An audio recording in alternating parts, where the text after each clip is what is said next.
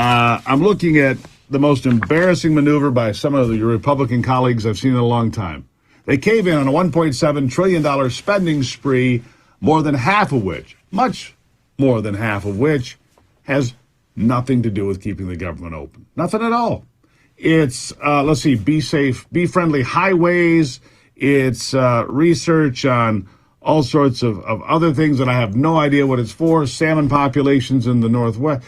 Listen, this is not how it's supposed to be done. There's supposed to be 12 funding bills that come separately, right? And yet they just shove it all together and they push it a year down the road, which means whether it's Kevin McCarthy or anybody else, they have no leverage. They have nothing for a year. So Republicans come in with a majority and can do exactly nothing with it.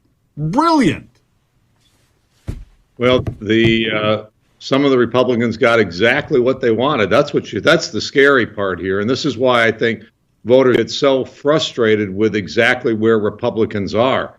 They had some leverage. They could have waited until January 4. January 3 is when the new Republican majority in the House is sworn in.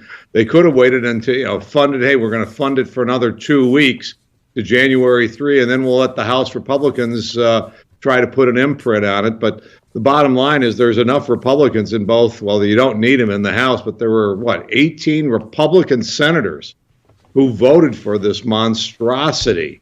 And they did it because they want it, Steve. They want this spending. Don't kid yourself. I was there when, I was on the budget committee in the late 90s when mid to late 90s, when we went through the process of, doing what was necessary to balance the budget. It is hard. We made cuts. We grew the economy. We cut taxes. We reformed government welfare programs and other issues, but we actually did it. We did something that people said we were never going to be able to do. We balanced the budget. And here you get to 2022 and you've got 18 Republicans in the Senate. I think we had 9 Republicans in the House who voted for this, and it'll be, we had to keep government open. And it's like, not for this, you didn't.